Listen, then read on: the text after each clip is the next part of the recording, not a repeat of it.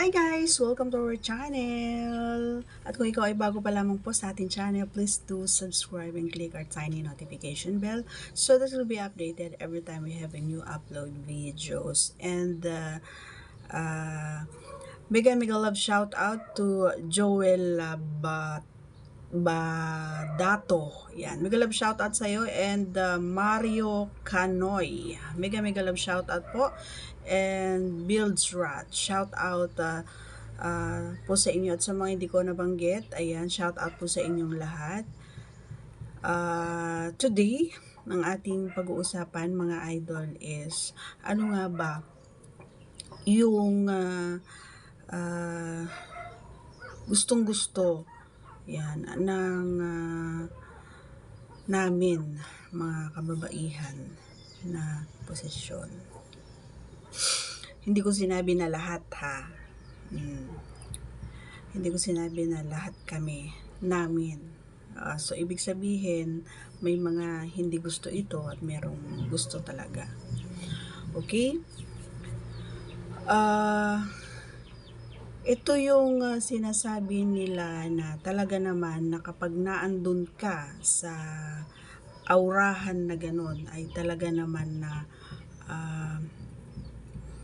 pasok, swak at sigurado naman na masasagad ka talaga sa tuwa at saya.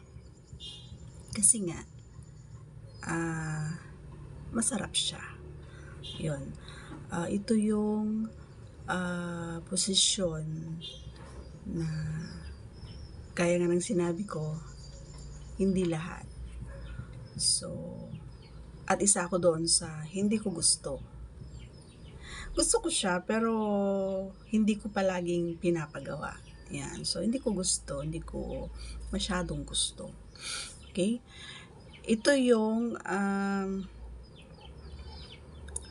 nasa likod ng babae yung lalaki. Alam mo na yon yung gusto kong sabihin sa'yo. Bakit ko nasabing gusto? Karamihan karamihan gusto ito. And ang dahilan nila kung bakit nila gusto ay damang-dama nila hanggang doon sa point na pinakadulo, kumbaga talagang na-touch niya, kumbaga yung dulo, yung kung saan talaga naman na squay. Yan, so hindi ko na lang babanggitin, ganun na lang ang isang babae. Kasi kapag talagang umabot sa dulo si Junjun,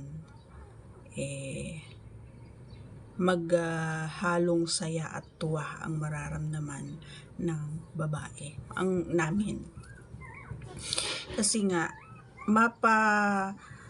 alam mo yon yung tipong small, large, or big, ay mapapaiktad talaga sa sobrang kapag isinagad natin yung pagpasok natin doon ay maligaya. Hindi lang kami, kundi lalong-lalo na kayo. Kasi nga, I don't know kung lahat kayong mga boys ay gustong-gusto din ito. Pero ayon sa aking mga nasasagap ay halos lahat ay gusto ito. Yan, kasi nga pwede nilang bilisan ang pagkadyot, pwede nilang itodo, isagad, or ipasok ng buo at nakikita nila yung kurba, kumbaga, ng one kata namin kapag sila ay nandun sa likuran naming mga babae. And kadalasan ang nangyayari dito ay hindi talaga nagtatagal si lalaki, gawa nga ng masasabi ko talaga 101% na gusto ng mga kalalakihan to.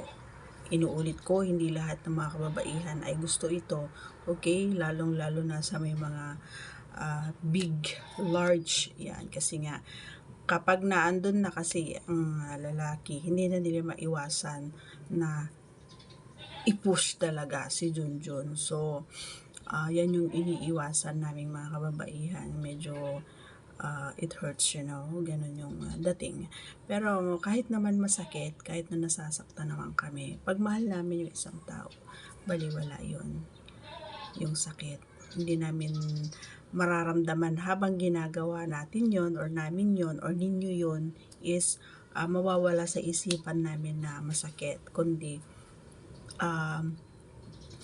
ma-experience natin yung bagay na ikakasaya or ikaka-satisfy ng ating pangangailangan ng ating katawan. Okay? So, sana nagustuhan mo ang ating video. You can share, like, and subscribe ang ating video sa mga open-minded na katulad natin.